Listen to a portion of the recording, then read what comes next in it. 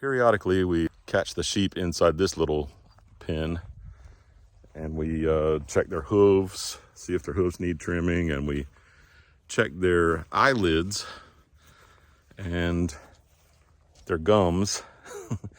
And if their gums and eyelids are pink, that usually means they're pretty healthy as far as parasites go. If they're very pale, then they probably have a lot of parasites. I had to tie it off because they were pushing their way out.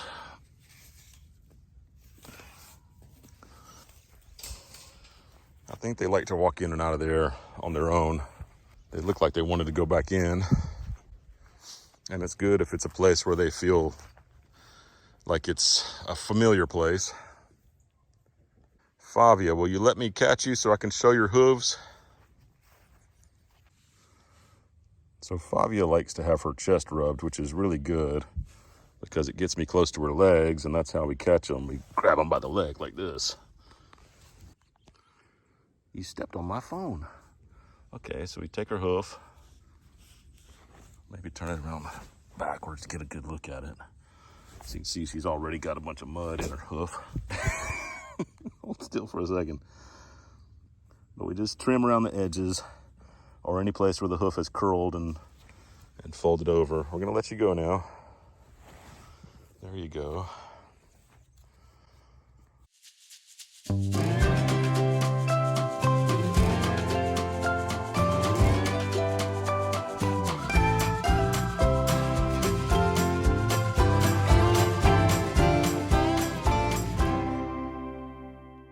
We have a few friends that we know watch our channel all the time, and we really appreciate it.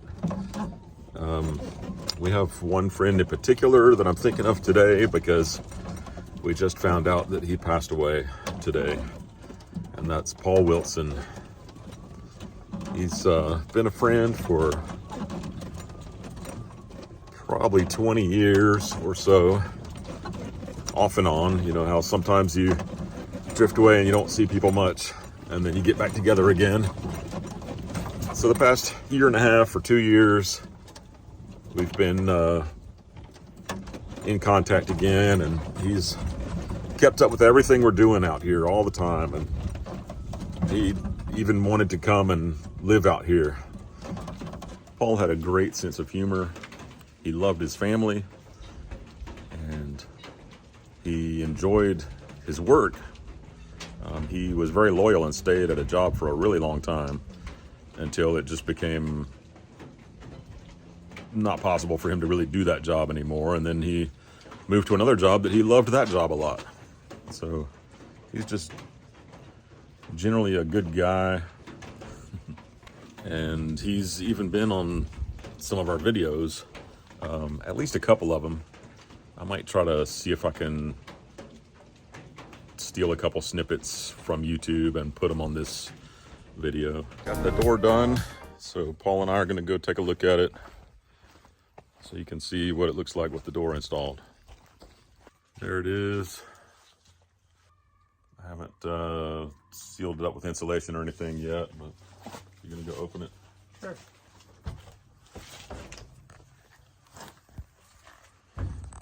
There we go. Now all I got to do is just put it in the wall in between, and there's the storage room. He will truly be missed.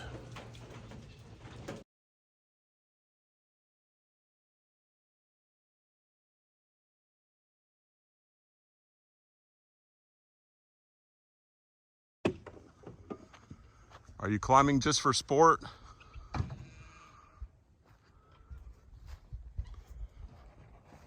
What are you doing, Danger Cat? Do you have anything to tell us? Yeah. Were you trying to get some of those leaves?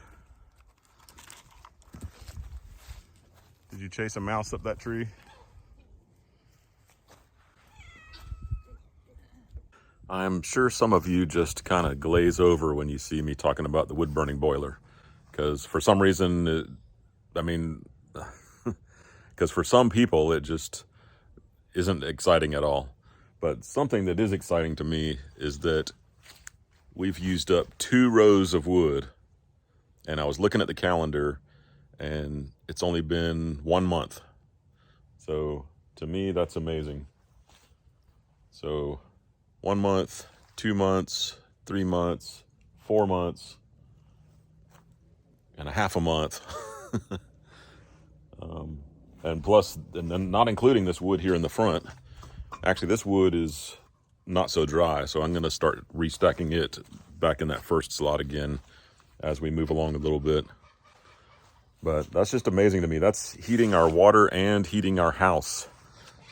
And so that's just great. So it also means that the woodshed was built around approximately the right size. I mean, I guess if we had a really cold winter, or if this turns out to be a really cold winter, maybe we won't make it all the way.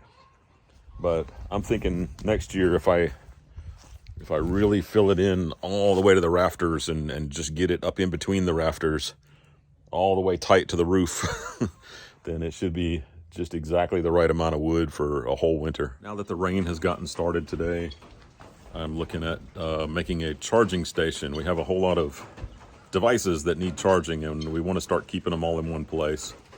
And so I want to build kind of a box and put an outlet in it, and just have the wires sort of tucked away where you don't have to worry about them sticking out all the time all over the place, and maybe stack our devices neatly. So that's what I'm thinking about and working on. I think I'm just gonna start slapping it together just with ideas as I go. I don't even think I'm gonna draw up anything.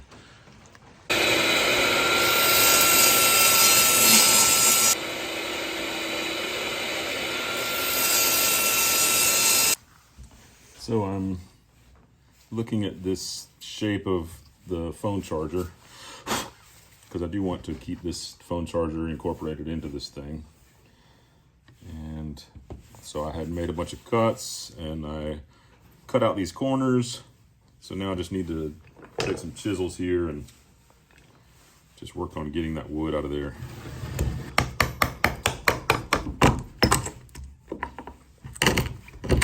So there's my phone charge. A little more cutting and chiseling, and now I've got a little space to put my headphones. I think I just need a couple of slots for maybe some iPads and a laptop.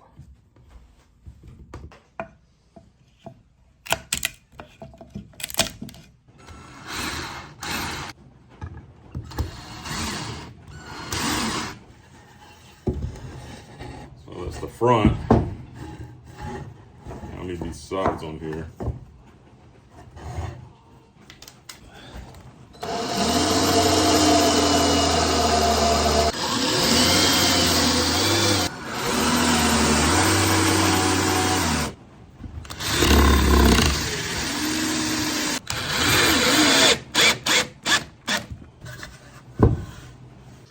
So there it is. It's not beautiful. It's functional. I'm not worried about getting it all pretty and sanded. I'm actually leaving it a little rustic on purpose. I think with everything sitting on it where it belongs, it's gonna look better. So here's our normal charging mess. And so this is what I'm gonna try to get organized right here. Okay, now it's really nice and neat.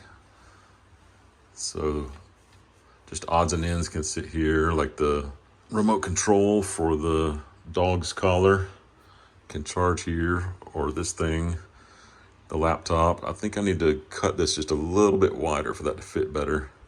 This one could go just a little wider because it's kind of tight, but you can see the cables back here, kind of hidden away where they're not standing out.